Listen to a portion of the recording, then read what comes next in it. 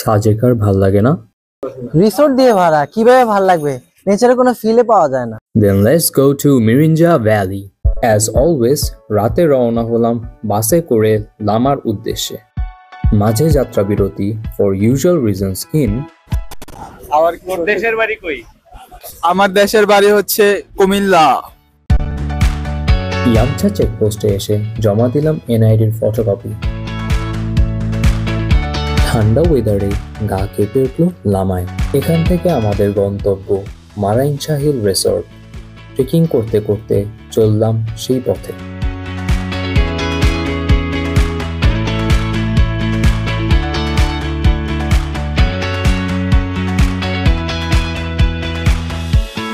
এসে পড়লাম আমাদের রিসোর্টে।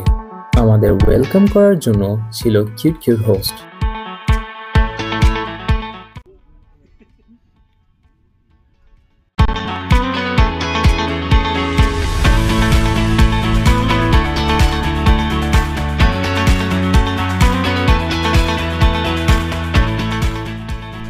আমার মনে হয় মিরিঞ্জা ভ্যালির অ্যাকচুয়াল নাম মারাইনছা ভ্যালি হবে, but somebody wanted to make it sound cool, তো এর জন্য হয়তো দিছে।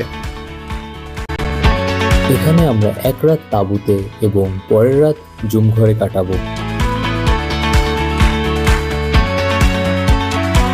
রাত হওয়ার আগে আমরা এদিক সেদিক ঘুরতে থাকলাম। চারিদিকে তাকালেই শুধু জুমঘর, তাঁবু ও সবুজ পাহাড়।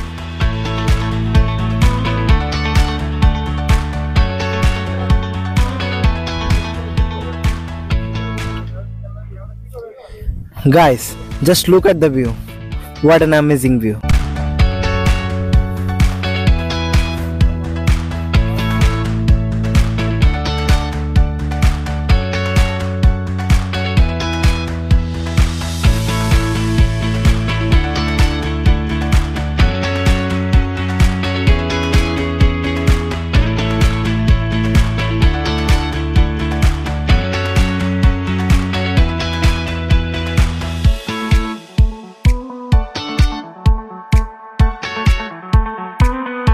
এত ট্রেকিং করলে ক্ষুধা তো লাগবেই।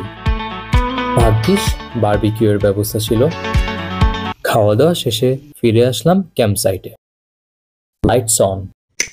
সকাল হতেই দেখা পেলাম মেঘ কুয়াশার মিশ্রণ। তাঁবু থেকে শিফট হলাম আমাদের জুম ঘরে।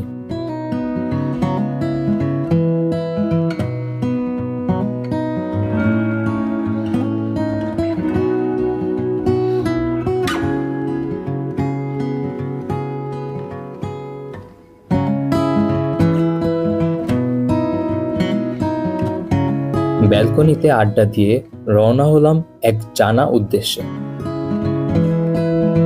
এলাম মাতামহুরী নদীতে। ট্রলারগুলো যেমন উবার পাঠাওয়ার মতো পর্যটন বহন করে, তেমনি ফুড প্যান্ডার মতো ফুড ডেলিভারিও করে। এখানে মেইন অ্যাট্রাকশন হলো সাদা পাহাড়। এর কিছু দূরেই রয়েছে আদিবাসী পাড়া।